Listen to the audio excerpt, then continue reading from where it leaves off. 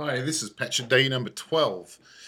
Zooming through these things, and we're going to do something today which I suppose is like some reinterpretation of a beat using a filter to allow let through based on different frequencies. I suppose let through sine tones is the best thing I can think of doing. For this, I'm going to use an SF play. I could probably half of the tutorials here seem to use it. And then a message M for message open, and we're going to use the same old Zhongli.aif. Put a comma here, loop 1, loop space 1 to tell it to go into loop mode, and 1 to tell it to play. We can have a close-up on that if that's what interests you. So we're opening the file called zhongli.aif, comma, separates out the next part of the message, loop 1, comma, separates out that, and then 1 to start it playing.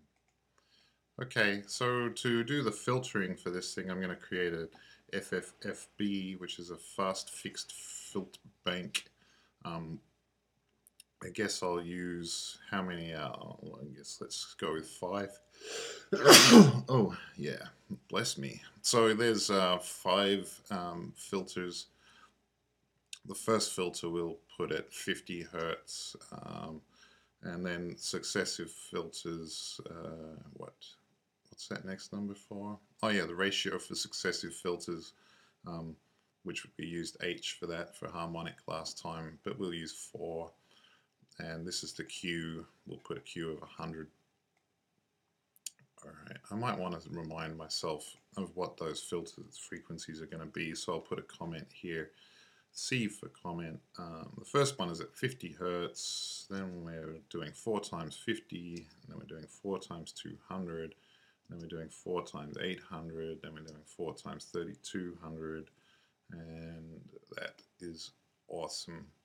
So to measure the amplitudes, or to use the amplitudes coming out of this, I'm going to use an average tilde. The average tilde needs an argument.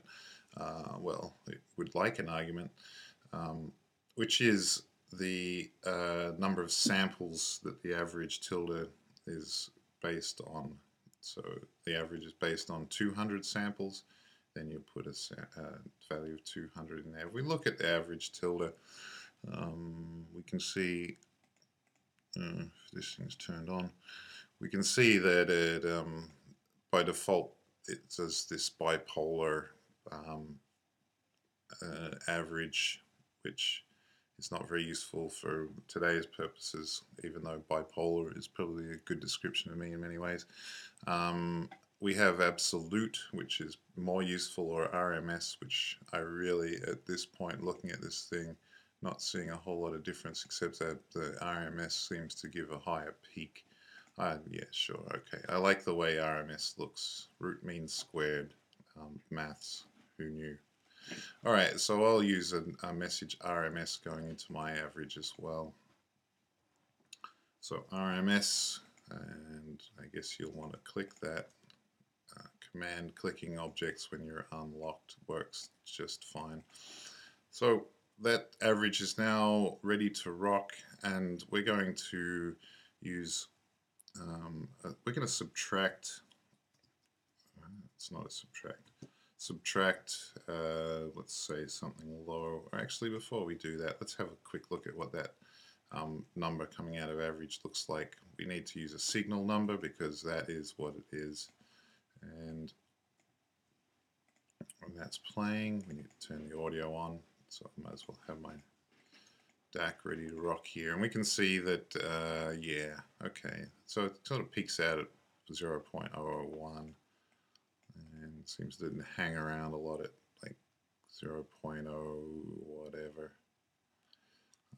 Yeah, okay, so I'm going to subtract something which should be kind of in its low range, which I guess that looks about right.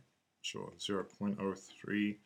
And then just to make sure, because it's not going to mean much to multiply my, I'm going to, okay, let's go down to where I'm going to use this thing. I'm going to multiply some value here. I'm going to multiply a cycle object, let's say 50 Hertz. I'm going to multiply that amplitude from the cycle by this, but I'm not really, what I would put this minus here for is to really clip the low amplitude, so we're not really hearing them, and to make that actually that operation complete, I'll need to clip between 0 and I suppose 1 is a good value. Hopefully we don't get a 1 out of here, or we'll be like killing our eardrums. So that just means that this will stay negative and won't produce any output. Well, it'll produce relatively low output, we'd hope, assuming this thing changed enough. And when it goes over 0, i.e. this thing coming out of average is greater than 0.003, then it will produce output here on this cycle. So let's just, I'm sure we can't hear this. You probably can if you have a decent pair of headphones on. The Macintosh speaker doesn't work at 50 Hertz. So let's go ahead and copy this. We can just select all of those objects, hold down the Option key, and then don't forget to hit the RMS on this thing. And do the same thing for the next frequency up.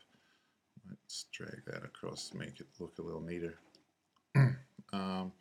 And this time, since this is now at 200 Hertz, is the analysis, the center frequency of that analysis, I guess we'll trigger off something at 200 Hertz. Again, hit that RMS. I'll probably hit that 20 times just so I don't forget. Again, we can just select all this without that and duplicate that again and turn the zoom and zang, that there, and yeah. I guess we'll do this for every one of the 5 outputs of the we could encapsulate this again, but I'll probably just embarrass myself as to how to encapsulate those, so I will avoid it. There's another one here. This one probably go at 800, which is what I have written up there. The center frequency for that analysis, this one was 3200, and then the last one was, we have to hit all these messages. Okay, and then this last one here, hello, was at I don't know, 12.8. This here, that there, and whatever, and then we turn this thing on and it should make some amount of sound. Alright, and if we wanted to turn down or make some of these things less prominent, like I hear this thing pretty much going all the time, so maybe that needs to be a bit lower. That's great. How about, maybe I just didn't hit RMS on that one. Yeah, I didn't. Okay, so we can turn these down by actually making this number greater. That probably makes some sense to you if you look at it closely.